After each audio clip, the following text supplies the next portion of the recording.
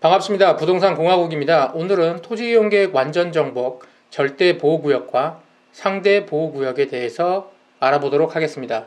얼마 전에 이제 김순동 형님께서 절대보호구역이 아니고 제 토지 170m 위치에 초등학교 정화구역 관해서 설명 좀 부탁드립니다. 이렇게 댓글을 남겨주셨어요.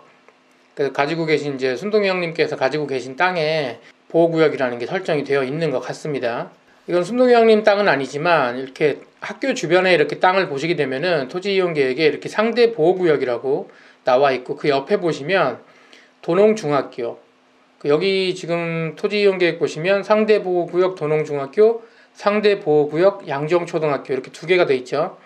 둘 다 걸리는 거예요. 그러니까 학교가 두 개가 인접해 있다고 볼 수가 있겠죠. 그래서 이렇게 절대보호구역과 상대보호구역 두 가지로 나뉘는데 이 두 가지에 대해서 알아보도록 하겠습니다. 여기서 한번 아셔야 될 게 제가 예전 영상에서 용도지역과 용도지구 그리고 용도구역에 대해서 개념을 좀 잡고 가야 된다 이렇게 말씀을 드렸었죠. 용도지역이라고 있고 그 안에 용도지구와 용도구역이 있다. 이게 무슨 차이가 있느냐 해서 저번에 영상에서 말씀을 한번 드렸었는데 아마 제 영상 다 보신 시청자분들은 기억나실 수도 있어요. 거기에서 보시면 용도 지역은 건물 크기를 규제하고 지구는 건물의 모양을 규제하고 용도 구역은 행위를 규제한다. 이렇게 제가 말씀을 드렸었어요. 물론 이게 다 맞진 않은데 대략적으로 이렇게 이해를 하시면 편하다는 거예요. 그래서 다시 보시면 여기는 상대보호 구역 아닙니까? 구역, 지역도 아니고 지구도 아니고 구역으로 돼 있죠. 구역이니까 뭐겠어요? 어떠한 행위를 규제를 하는 거겠죠. 상대보호구역하고 절대보호구역 두 가지로 나뉘는데 이 적용 대상은 학교입니다. 학교. 유치원을 포함한 대학원까지 그리고 뭐 일반 특수학교까지 다 포함해서 그리고 혹은 거기에 어떤 학교가 들어올 예정이다 그러면 그 예정지 거기 토지겠죠. 거기까지도 이제 절대보호구역하고 상대보호구역으로 이렇게 지정이 되는데 학교 자체가 지정이 되는 게 아니고 학교에서 그 학교 담장에서 직선거리로 200m 그리고 절대보호구역 같은 경우는 학교 출입문 여기 지금 그림에는 출입문이 하나지만 뭐 정문도 있고 후문도 있고 가끔 문이 3개나 4개까지 있는 학교들도 있죠. 그러면 그 문마다 다 절대보호구역이 설정이 됩니다. 그 출입문에서 직선거리로 50m 이해가 되시죠? 이렇게 해서 예전에는 이게 이제 정화구역이라고 그런 말로 불렸었는데 명칭이 현재는 변경이 돼서 대부분 정화구역이라고 해도 뭐 이해는 할 수 있지만 현재는 절대보호구역 혹은 상대보호구역이라고 이렇게 나눠서 이야기를 합니다. 이 절대보호구역과 상대보호구역에 대한 거는 자세한 거는 이제 네이버에다가 교육환경정보시스템이라고 치시면은 이 교육환경정보시스템 교육환경보호구역 해가지고 홈페이지가 하나 나와요. 주소가 cleanupzone edumec.kr인데 이 주소가 길기 때문에 그냥 네이버에다가 교육환경정보시스템이라고 치시면 홈페이지 나오니까 그쪽 들어가셔서 다 보실 수가 있습니다. 사실 이거는 토지이용계획 보시는 것보다는 이쪽 사이트 보시는 게 훨씬 더 편하세요. 여기 홈페이지 들어가시면은 우측 상단에 보시면 이렇게 지도 찾기라고 있습니다. 이 지도 찾기를 클릭을 하시면 요런 교육환경정보시스템 교육환경보호구역 GIS라고 위치 기반 서비스가 나오거든요. 여기에서 이제 지도를 보시면 이렇게 빨간색으로 그리고 파란색으로 이렇게 표시가 되어 있는데 여기 보시면 가운데 네모나게 학교가 있고 빨간색으로 이렇게 되어 있다는 것 이쪽에 정문이나 후문이 두 개가 있다는 거겠죠. 여기 중학교 같은 경우는 문이 지금 4개네요. 4개고 이 파란색 부분이 상대 정화구역, 상대 보호구역, 이 빨간색 작은 테두리 부분이 이제 절대 보호구역인 겁니다. 그래서 요거를 토지이용계획 그냥 띄시면 내가 살려는 토지거나 투자하려는 토지에 이제 보시면 이게 다 나오긴 하는데 사실은 이 절대보호구역하고 상대보호구역 같은 경우는 토지 투자할 때는 별로 그렇게 큰 의미는 없어요. 이제 뭐 상가를 산다거나 이럴 때 조금 이제 알아보시는 게 좀 좋긴 한데 이거는 건축 자체가 아니라 건축하는 데 상관이 없지만 그 안에 건축을 했을 때 뭐 내가 집을 지었다, 주택을 지었다. 그럼 사람이 거주하는 거니까 상관이 없을 테고 그 외에 다른 상가나 공장이나 오피스텔이나 이런 걸 지었을 때 그 안에 어떤 업종이 들어올 거 아닙니까? 주택이 아니기 때문에.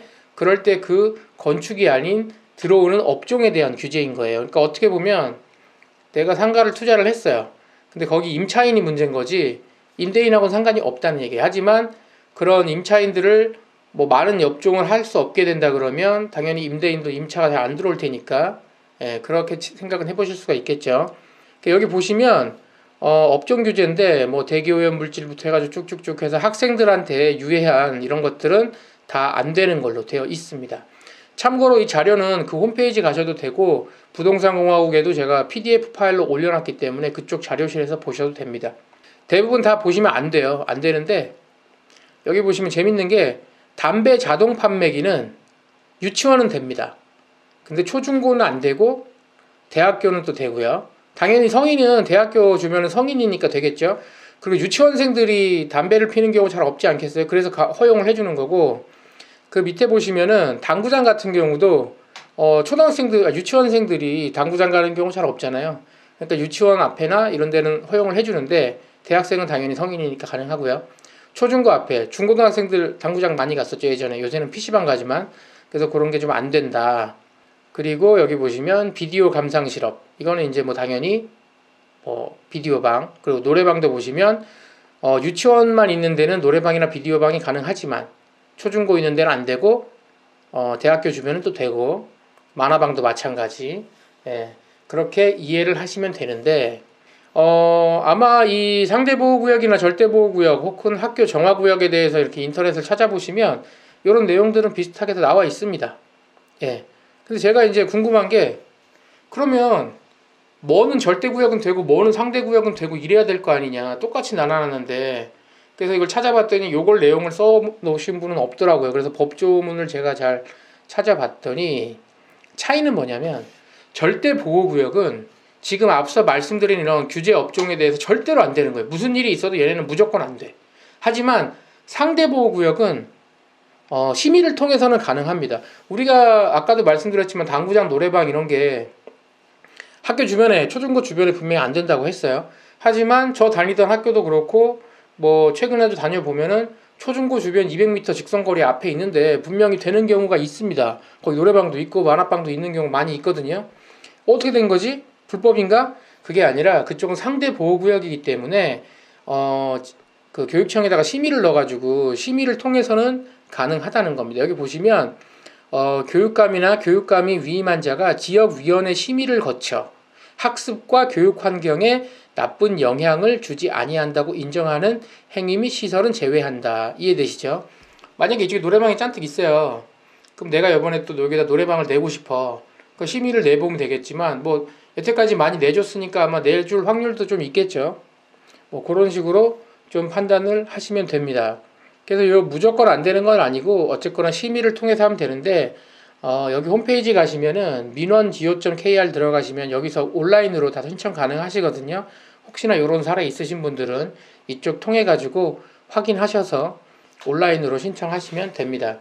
근데 제가 직접 신청을 받아본 적은 당연히 없어요. 신청을 해본 경우는. 근데 여기 지역위원회 심의라고 돼 있지 않습니까? 이 지역위원회가 이게 좀 막 그 학부모들 막 이런 사람들이 거기에 위원으로 돼 있어요. 그래가지고 뭐 좀 깐깐하신 분들은 안 해줘요. 예, 그래서 뭐 이럴 때 이제 발휘할 수 있는 게 뭐냐면은 학교 뭐 학생회장 부모님이라든가 학부모 회의의 뭐 어머님이라든가 이런 분들하고 좀 뭐 친분이 있다 이러면은 좀 가능하겠죠. 그래서 마지막으로 이런 경우를 생각을 해볼 수가 있는데, 아까 이제 그 투자를 하는 상가에 임차인이 현재 노래방을 운영 중이에요. 근데 이곳이 만약에 상대보호구역이다 혹은 뭐 절대보호구역 같은 경우에는 노래방이 있을 수가 없겠죠. 노래방이나 PC방 같은 게. 근데 가끔 절대보호구역에 있는 경우 있죠. 왜? 학교가 들어오기 전에 거기가 설립 예정 그 토지로 되기도 전부터 있던 노래방, 이런 데는 속된 말로 개꿀이죠. 왜냐면 이미 있던 거니까 못 없애요. 못 없애는데 대신 그 다음 사람한테 계속 인수인계는 가능하거든요.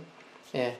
그리고 이미 있는 노래방을 내가 다시 이렇게 매매를 하는 경우에는 그 노래방 업종을 계속 이어서 하는 거는 상관은 없습니다. 대신 뭐 전혀 다른 거 병원이었다가 거기다 내가 노래방을 넣는다든가 학원이었다가 거기다가 내가 PC방을 넣는다든가 이런 거 같은 경우는 별도의 심의를 받아야 된다는 얘기고요. 그리고 아까 맨 처음에 말씀드렸던 김순동 그 시청자님처럼 내 땅이 현재 상대 보호구역으로 설정돼 있는데 나중에 땅을 팔 때 안 좋냐? 개인적인 생각은 별로 상관없습니다. 이게 뭐 건축하는데 제한을 두거나 이런 것도 아니고 어쨌거나 상대 보호구역이 있다는 거는 바로 앞에 학교가 있다는 거잖아요. 나중에 거기다가 막말로 상가를 지어서 1층에는 분식집 하고 2층에는 학원 하고 뭐 장사 잘 되지 않겠어요? 오히려 학교 같이 이렇게 학교는 그 인구 유발 시설이에요. 인구 밀집 유발 시설이기 때문에 학교가 있다라는 거는 거기 유도 인구가 많아질 확률이 높은 거고 현재도 어느 정도 있다는 거거든요. 그런 데는 뭐 나중에 땅을 팔 때 이게 단점으로 작용하기보다는 뭐 오히려 좀 이미 어느 정도 이제 활성화가 돼 있을 테니까 그런 게 훨씬 더 낫다라고 생각을 합니다.